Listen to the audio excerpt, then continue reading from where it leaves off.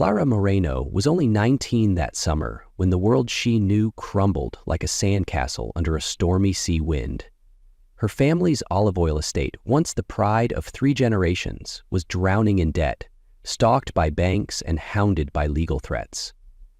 Her father, a quiet, proud man, could no longer meet her eyes at breakfast. It was Clara's mother who first mentioned the name Victor Al Nasser, a 75-year-old shipping magnate from Dubai, a widower, wealthier than some governments. "He doesn't want a beauty queen or a celebrity," her mother said, voice low. "He just wants a well-mannered girl with no scandals and who knows how to stay silent." At first, Clara thought it was a cruel joke, but then a lawyer from the UAE arrived with papers, thick folders, gold seals, international stamps, terms in English, Arabic, and Spanish. Everything was legal. Everything was clear. And within that clarity lay a truth Clara couldn't deny. She was being sold, legally and elegantly, for the survival of a dry, dusty land full of memories. She cried, she screamed, she swore she would run, but the decision had already been made. "He's old," her father finally said. The only thing he ever said. "He just needs someone to keep him company." Clara wanted to believe him. She tried to. The flight was booked, a first-class ticket to Dubai. She flew alone, surrounded by soft lights and cold mechanical hums. No one came to the airport. No one said goodbye. Her mother only hugged her tightly at the door and whispered, "Silence is your only protection." At the airport, a black armored car was waiting. The driver said nothing. The hotel was 5 stars, the dinner exquisite. Everything felt like preparation for a grand ball she had never agreed to attend. The night before the wedding, in a high-rise room overlooking the Dubai port, Clara stood in silence for hours. The city sparkled like a paradise she had never longed for. She placed her hand over her chest, where her heart beat like a trapped bird. "This is just symbolic," she told herself, but deep down she knew nothing about this was symbolic. Not when a young woman is chosen not for love, but for her purity, her silence, her submission. Clara closed her eyes and prayed the morning would never come. The morning of the wedding arrived, wrapped in a heavy silence, thick like fog and just as suffocating. Clara woke before dawn, even before the knock at her door. She hadn't slept. More accurately, she hadn't been able to. Her mind drifted in fog, her body abandoned atop a cold silk bed. 2 Arab women entered, holding a pristine white wedding gown. They smiled gently, speaking soft congratulations that only heightened Clara's sense of dread. "Today is your special day," one said as they helped her into the carefully tailored dress. The fabric was soft like water, the scent of jasmine clinging to her collarbone. Clara looked at her reflection. A flawless bride stared back, but her eyes were empty. She couldn't see herself anymore, only a display arranged for the world to admire. The ceremony hall gleamed with gold and glass. Soft yellow lights bounced off marble floors. The guests were few, but formidable. Diplomats, business moguls, international lawyers.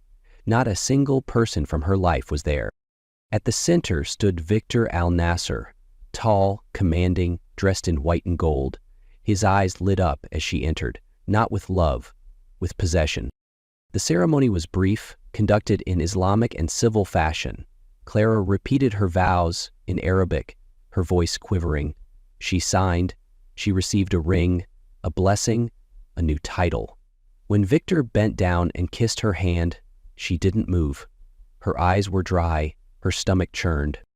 As the sun dipped, a maid led Clara down a long hallway to a heavy golden door. "This is your wing, Mrs. Al Nasser," the maid said without eye contact.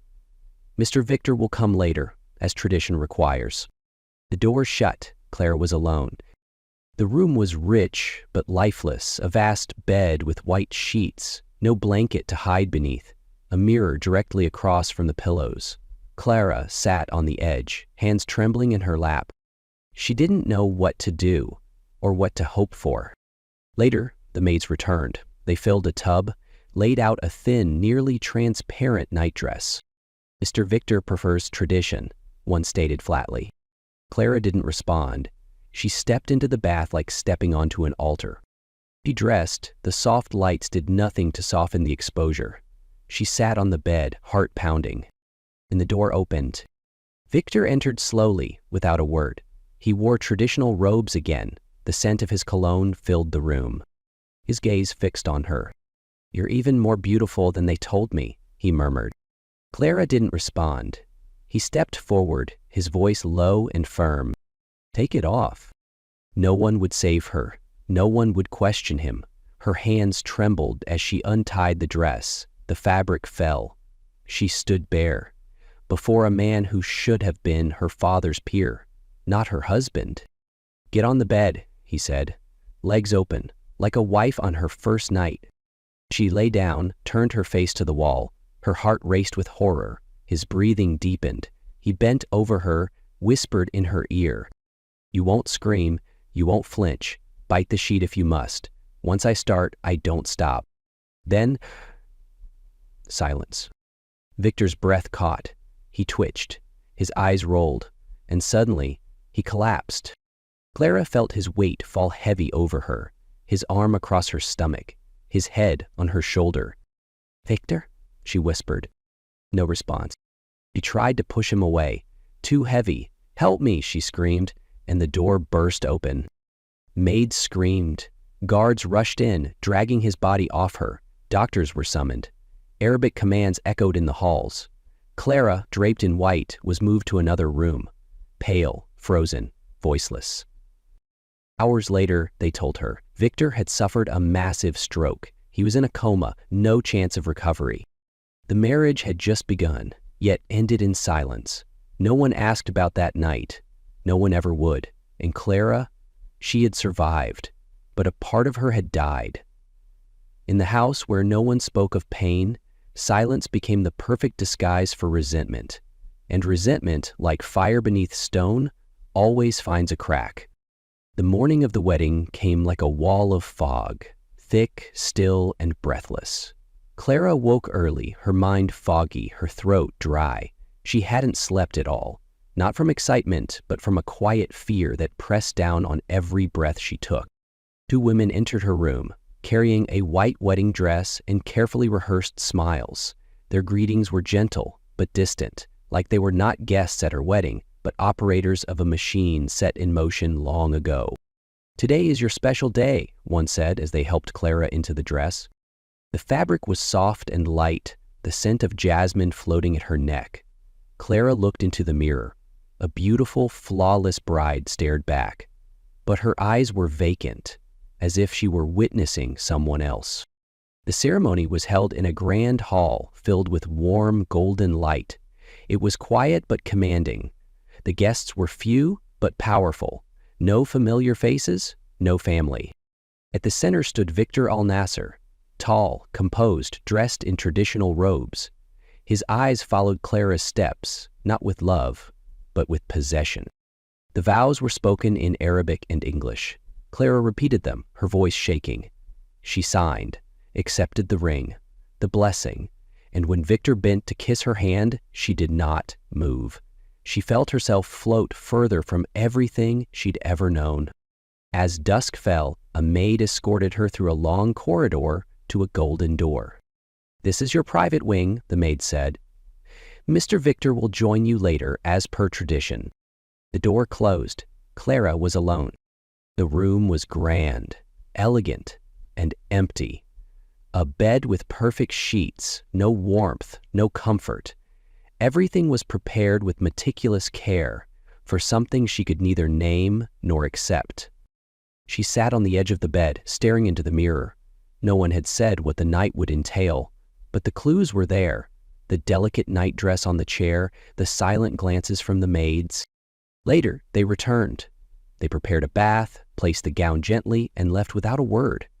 Clara stepped into the water, her hands trembling, not from cold, but from the unknown. She changed, sat back on the bed.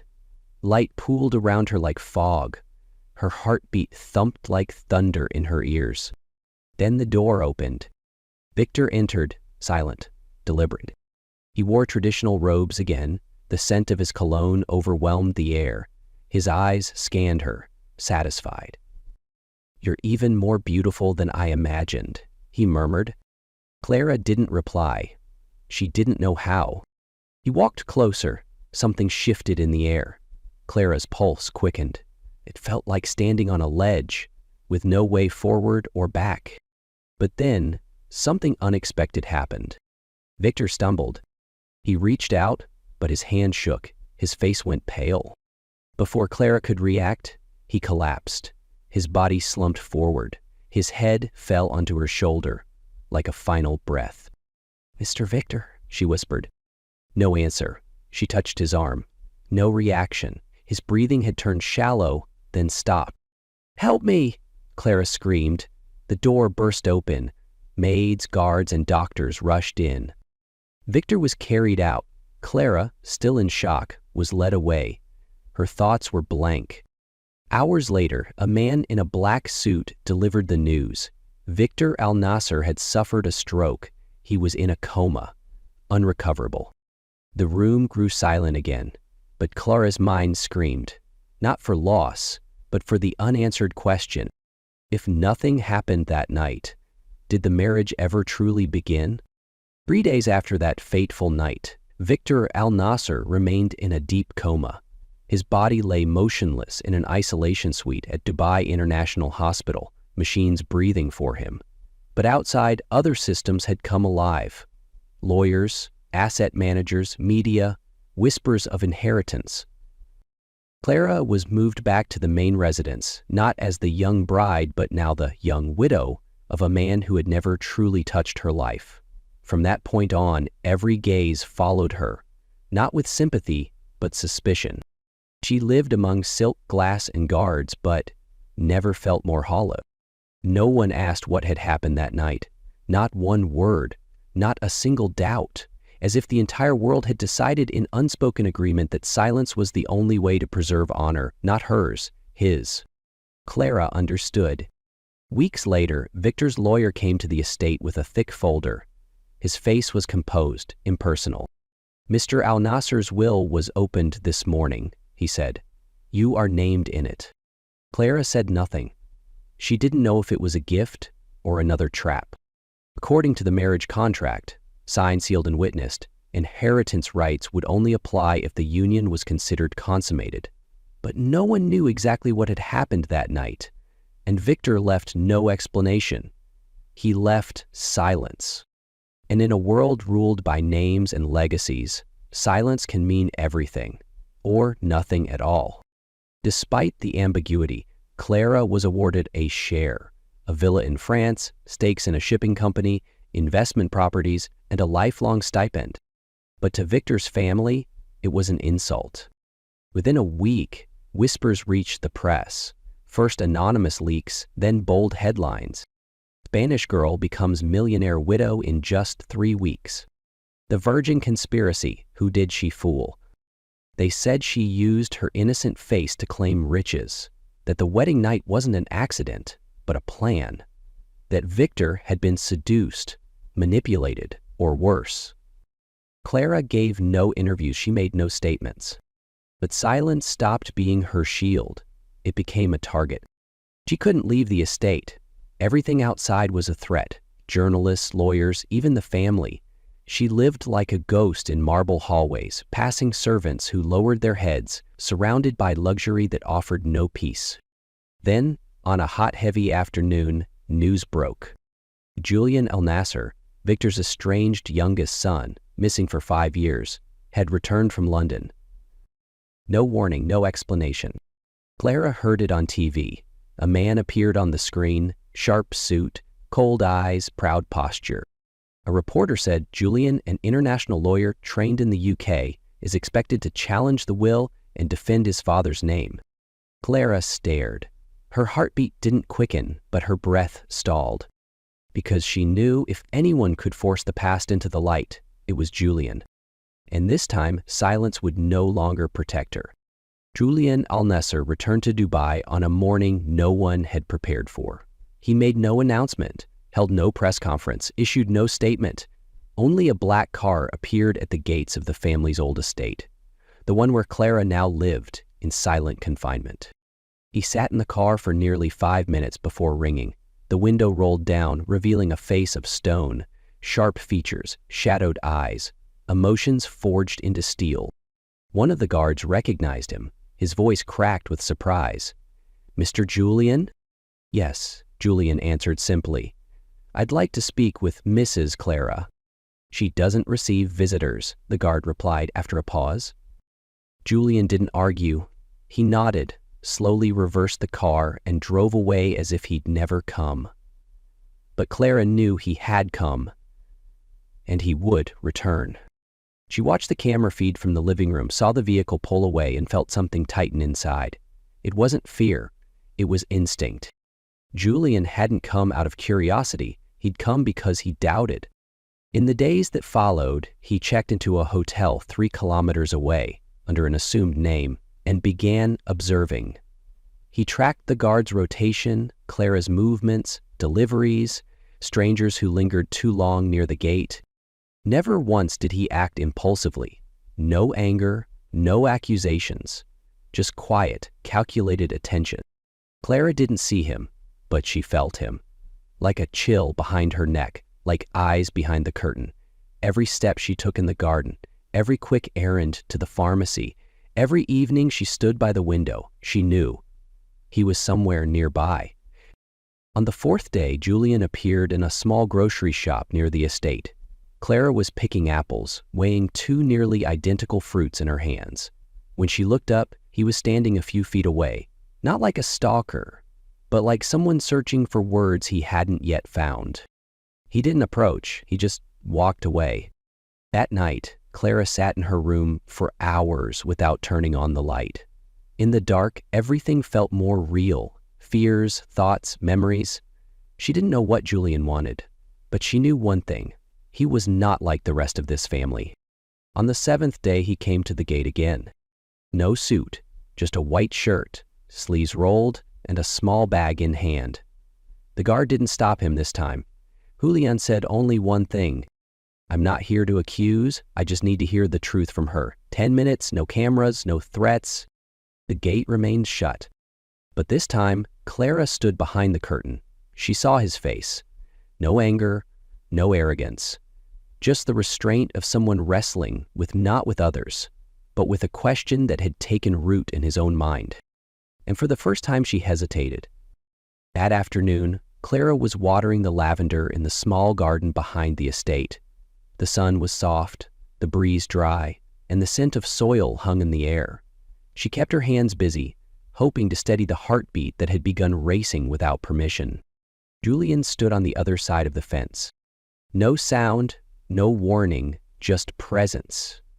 Calm, but impossible to ignore. "Your flowers, they're beautiful," he said, voice low, not quite a compliment, more of a necessary beginning. Clara didn't turn around. She kept watering, her hands steady, but her shoulders slightly tense.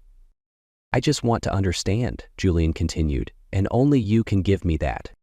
It took her a moment to respond, still facing the lavender. "What exactly do you want to understand?" Julian stepped closer, his hand resting lightly on the wooden fence between them. "You and my father. Was there ever anything real?" The question dropped like a stone into an empty well. Clara froze, her shoulders twitching. But she gave no answer. "Did he ever touch you?" Julian asked again. His voice wasn't harsh, just tired, and aching for truth. Clara put down the watering can. Sunlight caught her face. When she finally turned to him, her eyes were steady, calm. "Are you asking for justice or for pride?" Julian's fingers tightened slightly around the fence. He didn't answer. "And if I said no?" Clara asked. "Then what?" "Then the marriage wasn't valid," he said slowly, "and you have no rightful claim to the inheritance." Clara nodded faintly. She had known that, but no one had said it aloud until now. "So, you're not here for the truth," she said. "You're here to erase me." Julian didn't speak. He stared at her, long and searching, but there was nothing in his gaze like the others. No rage, no contempt, only hesitation. and something Clara didn't dare name. The next morning, a small basket appeared at her door. Fresh fruit, a bundle of mint, and a handwritten note. Clear penmanship, simple words. I don't want to frighten you. I just want to understand what my father saw in you that haunted him. Jake. Clara didn't reply, but she kept the basket. In the days that followed, they saw each other more often. Accidental, but not entirely unplanned. Once at the bookstore, once at the corner cafe, short conversations, a greeting, a glance that lingered longer than it should have. Neither of them crossed the line, but the line was wearing thin. Julian began to realize she wasn't the woman the papers had described. Not cold, not calculating, just guarded. And Clara found herself noticing, not with her heart, but with survival instincts. Julian was different. He asked questions, but never forced answers. And that scared her more than anything. One afternoon, he came near the fence again, but this time he said nothing, just stood there. The wind brushed his hair. She watched him through the swaying lavender. He didn't need to enter the house, because, in a fleeting moment, he had already entered her thoughts. Clara first noticed something changing in her body on a quiet autumn morning, not with obvious signs but with a subtle sense, lingering fatigue, waves of nausea, and an unfamiliar stillness in her chest. She didn't need a test. She knew. There was a life growing inside her. Not Victor's, Julian's. And suddenly everything felt fragile. Clara sat for hours at the edge of her bed, hands resting on her stomach. She didn't cry.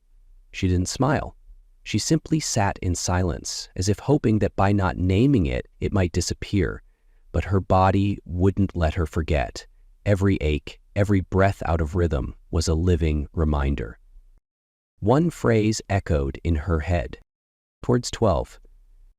She remembered every word. If Victor's wife were to become pregnant within 1 year of his death, the inheritance would be revoked, unless the child was confirmed to be biologically his. But Victor had never touched her. That clause was a curse, silent, final. Clara knew, if anyone discovered her pregnancy, no one would care whose child it was. They would invoke the clause, revoke the will, take away her shelter, her protection, and maybe even Julian. She didn't dare tell him, not because she doubted him, because she hadn't yet found the strength to trust herself. One afternoon, while holding a glass of orange juice, her fingers slipped and the glass shattered. Julian walked in just as it hit the floor.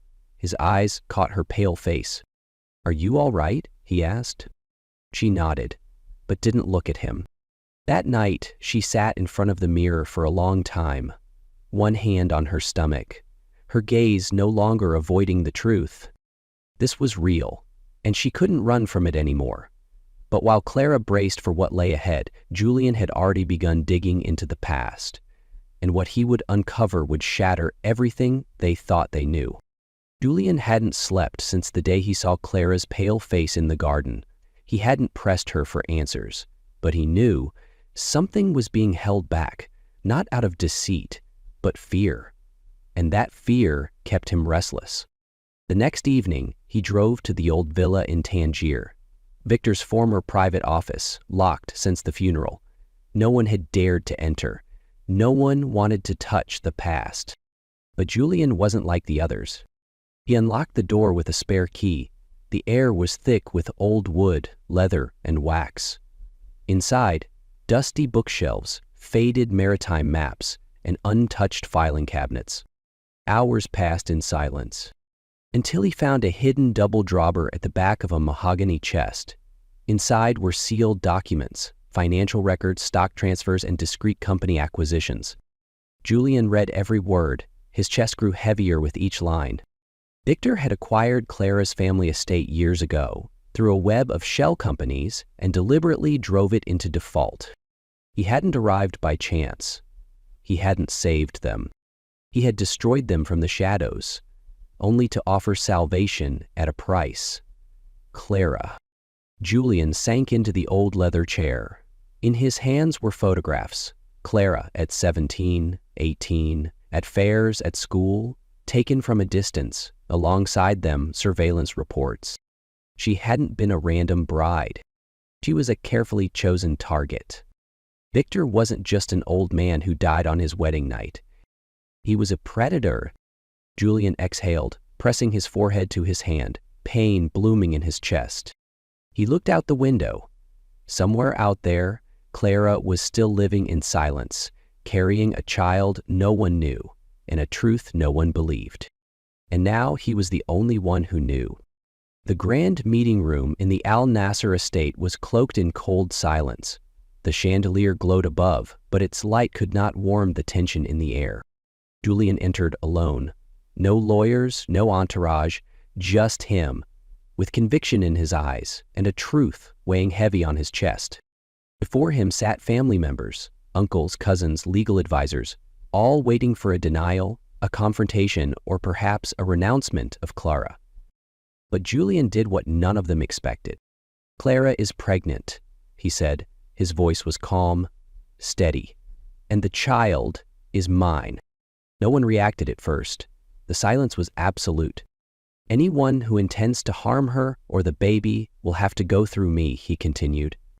He paused, then looked each person in the eye. "You never accepted her as family, but today I ask only one thing.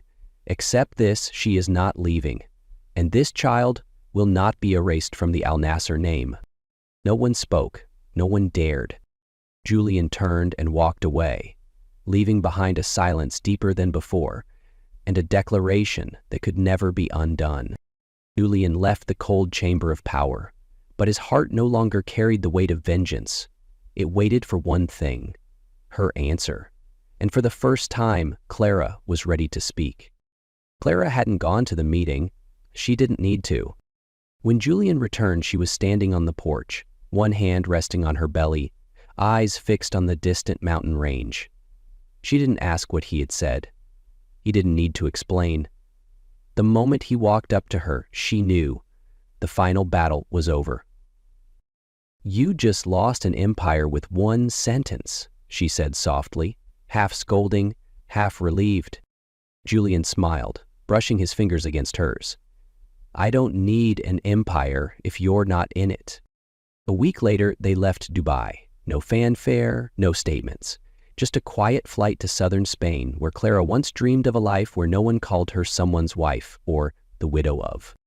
They chose a small coastal village, a white stone house with blue shutters and a lavender garden. No mansion, no staff, no family.